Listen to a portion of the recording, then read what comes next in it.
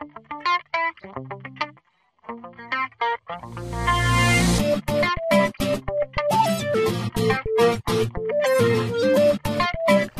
and welcome to another exciting tutorial with tutexpert.com. Today I'm going to show you how to create a vector logo using Xara Designer Pro. Now you can use Illustrator or any similar program for this. We're going to go through some basic techniques to create this logo at the bottom right here. Now the reason why I'm showing you all of these is because this was a competition for rentpop.com, and it started off with this bottom one, which is probably the most in depth. But as we went through the competition, the owner expressed that they wanted something just a bit more simple, and as you see, it kind of evolved from one logo to another. So this became the final logo. Now I'm going to walk you through, being that this is the most complicated, I'll go ahead and use it for my tutorial today. And we're going to just recreate it. Now Xara uses a bit of a different format. You know, when you're creating vector art, lines, shapes, text, fill, and transparency are 90% of what you use, and they put that right here, easy for you to get to. I love Xara. I like it way better than Illustrator. I know that might make a bunch of you Adobe fans out there a little upset, but I love Adobe too, just like everybody else, but I really have a problem with Illustrator and the way it functions compared to this program. This program certainly is much more affordable. It's about $249, and you can get a free version and kind of check it out and see if you like it before you purchase it, just like other programs. So we're gonna start off with a square, and I do need to change this to blue. And I don't worry about sizes. I can align this and change the position later, but I do love how you can work with vector art and just kind of, you know, reposition and size things at will. So we're just going to run you through how I would create this if I were starting from scratch. So I do like to use other shapes and lines to help cut and intersect images. So one technique I use quite a bit is I will take these two images and I will align them horizontally, just like that. And actually it looks like they were aligned quite well. And then I will use, actually I need to click on them so you can see. I will select them both and I will use a combine shape method. Now this is also a method in Illustrator that you can use, but I use this one right here, slice and cut shapes. I use that 90% of the time. Or you can add shapes. If we were to add shapes, it'd convert these all to one. It'd make one image out of both of these shapes, and one color too. So we're going to slice the shapes, and if you notice, the circle went away and it left me two separate shapes. So I'm going to select the bottom one, use the arrow key and push down, and now I've basically created the beginning of this. So we do need to change the color though to the proper color. I think it's this green. And now we need to create this house. So we go here and I'll create another square. I'll take the curves off, and I think that's about right. I do need to convert this to an editable shape though, and the reason is because I can't place points on here and create this little triangle on the top. So I'm going to grab my shape tool and I'm going to select a line, and then I'm going to select the square and I'm going to align them so that I know exactly where the center is. I'll bring the square to the front by using Command or Control F. I'll grab my shape tool again and I will select a point right there on the square. So that way I can pull this up and create the apex of my little house here, and bring them up a little more. Okay, so now I can get rid of the line, and I use the line tool quite a bit. So let's say if I wanted to create a more complex shape, I'll have several lines, align them up. I use them to divide things. It's just a wonderful way to work. I actually started doing that in Chief Architect when I was designing. I used the line tool quite a bit for creating shapes. So what we're going to need to do now is make these little windows here, and I'll take the squares. Oh, looks like I'm at the same color, so I need to change. That's one thing, is Xara thinks, you know, whatever you did last, it remembers it, so it carries. So if I had like a fill, a gradient or a linear, they call it linear fill here in this program. If I had it in this square, whether I made a circle or whatever shape, it would carry that same information over. So we're going to duplicate this by using Control or Command K, and then I'm going to use the arrow key, and there we go. So Control or Command K again, and I'll use the arrow key, and Control or Command K, and I'll arrow over. Now I need to select all of these and group them. The reason why I need to group them, because if I don't, I won't be able to align them. They will actually align on top of each other. So I will group them by Control G, and then I can select the house, and then I can align centrally. Alright, that's perfect. Now, I could change these to blue and this to white, and select them and bring them over here. That would give me my desired effect, but I think what I'll do is I will use that slice technique and Control or Command 4 and take these right out and get rid of them. And now my house, if you notice, is transparent through the windows. Not that it's necessary, but that's just one way to do it. Alright, we will select them all and let's align again. I use that align tool quite a bit.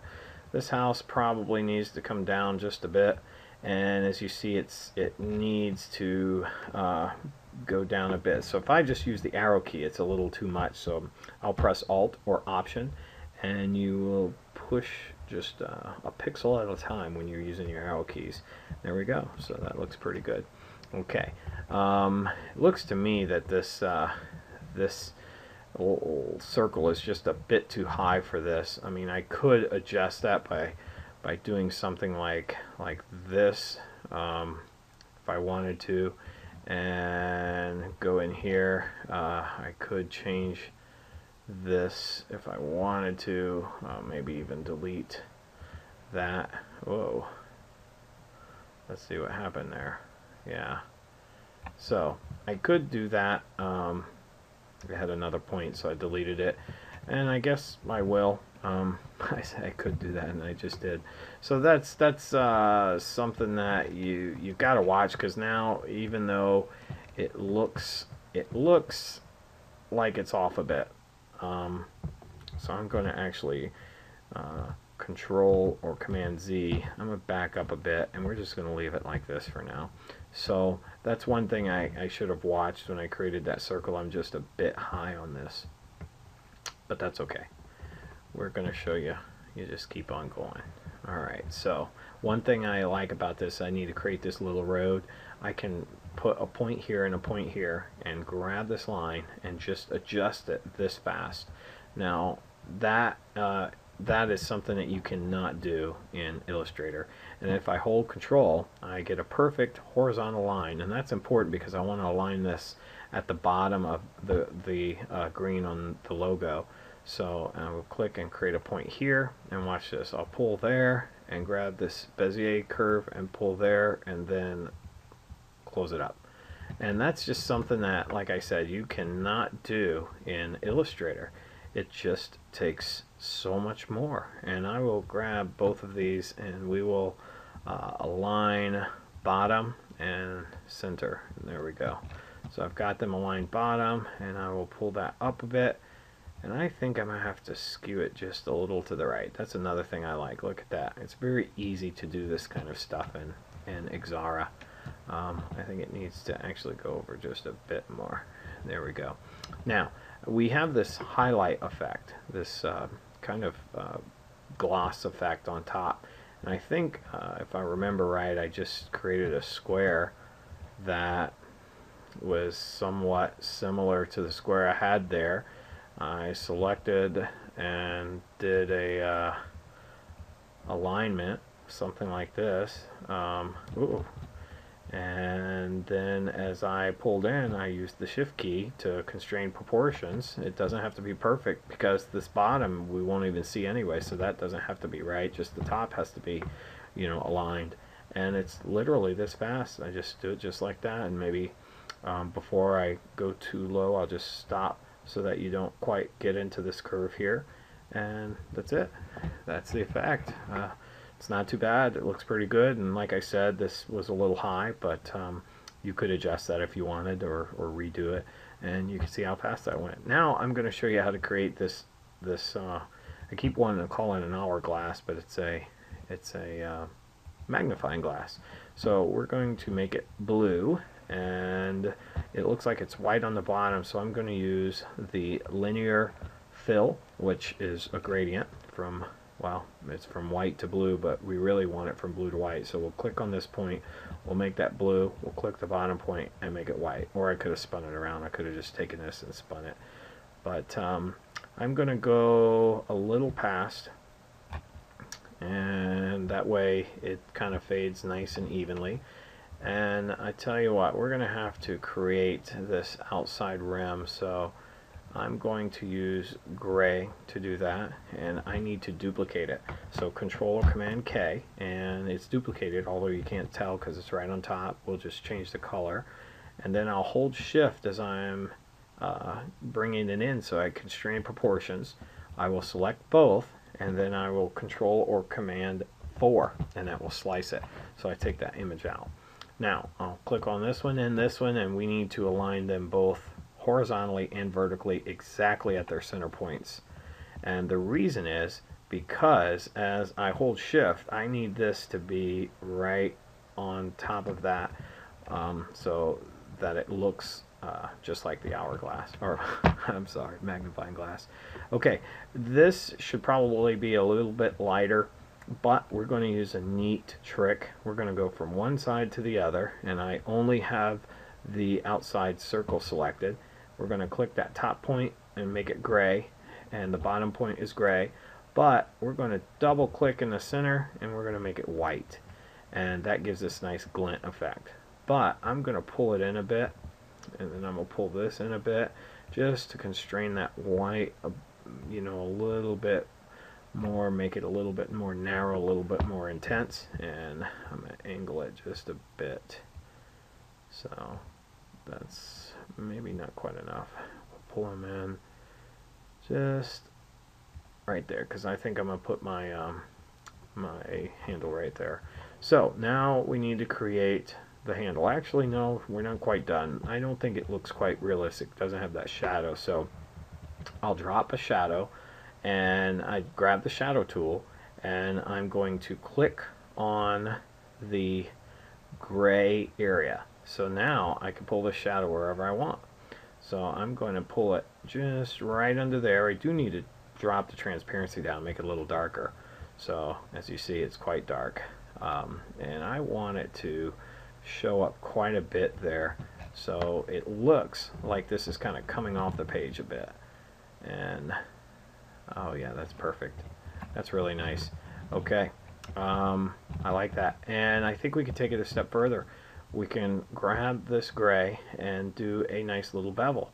We'll click the bevel tool and we'll pull this in just a bit, and we have this kind of light effect. So let's keep the dark shadows at top and the light at the bottom, and then as we zoom out, boy, that looks nice and realistic. Okay, so we'll grab the rectangle tool, and it does keep the same information in there. We'll just make it solid for now, and I do want to, he's just going to be a little piece of metal. We need to take the curvature down, so we'll go to curvature. We'll drop that down a bit, and there we go. Alright, we'll double click so that we can, oops, let me double click. Okay, we'll get this right. Double click. No, it's not letting me. Let me zoom in. Click once, click twice, and now we go. Okay, I need to line this up. That's about right. He's a little off, maybe about there. Alright, I'll pull him back, and Control B will send him to the back. And there we go. Now, we need to make another one. And I know that we're not quite done. I know that we have some adjusting to do, but we'll get to it. We will take this curvature down quite a bit as well. And let's see. Maybe, yeah, we're going to need this handle just a little bit thicker. And we're going to, let's make it darker so I can see it. Okay, I need to make sure that he is lined up properly. Let's put him to the side and we'll line that up just, yep, he's dead on. Alright, so now we'll bring him to about right there. Okay, so let's go to this middle piece right here and we will grab the fill tool and we will go from one side to the other. I will click on this top point and make it gray, and I will click in the center, double click rather, and make it white. But I'm going to pull these ends off just a bit so that it kind of blends a little bit more. I'll have this glint in line with that one. So now I'm going to click on the handle and I'll go from one side to the other, except I'm going to click on the top point and I'm going to make him green, and the bottom point and make him green. And then we're going to double click the center, and if we make him white I think it looks ridiculous, so we'll make it green and we'll grab our color palette and pull them into more of a light green, just to give a little bit of a hue. But here they're not lined up, so let's line them up, and there we go. And I'll drag that point over a bit, make sure he's square, and there we go. It's close, not exact but close. And there we go. I think that's right. Okay, looks right. He needs to move just a bit like that. Okay, so I'll grab these. Whoa, there we go. Grab that and Control or Command G, and there we go. Now we have our magnifying glass. So all we have to do is type the text, and that is a rent pop. And Arial looks close, so it either is bold or Arial black. And I'm going to go with Arial black. That's what I think it is. Yep, and it looks like I'm right. Looks like it's about that big. Okay, so I need to get you out of the way. I'm going to double click. I will highlight the rent and then grab my little hourglass or eyedropper and select that color. Then I will highlight the POP, the pop, and grab the blue color, and now we have that. We do need to put this little highlight on it, and the best way to do that is to create a oval. And here's how I do this. I will grab an oval and I will stretch it across just like that, and I will make sure that both are aligned horizontally just like that. Okay, and that this one comes down just a little bit further, so we're gonna drop him down just a bit further.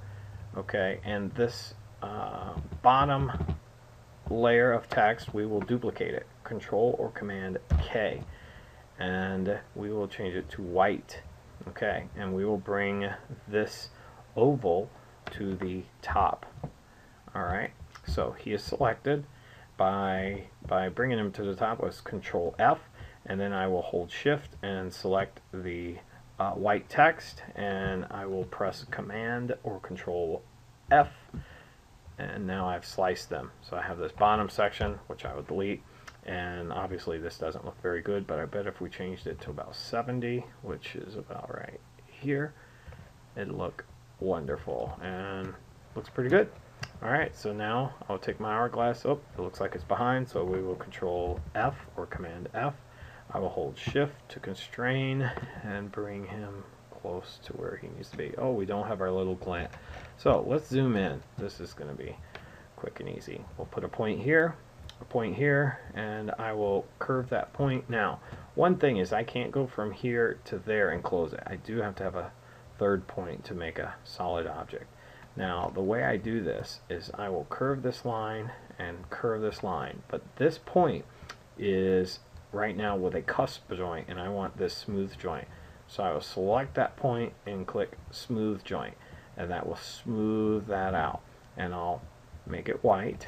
Of course, it'll look a little ridiculous, so I will select it and grab the transparency, and we'll go from 0 to 100. So 0 to 100% transparency, and that'll make it look a little more realistic. And that's it. We're done. Now, if we wanted to grab that glint and the magnifying glass, we could group those together just so that when I move them, they are together. So we'll make him a little bit smaller, get him in there right where he needs to be, and that's it.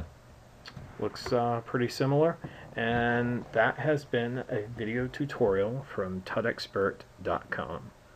I'll see you on the next tutorial.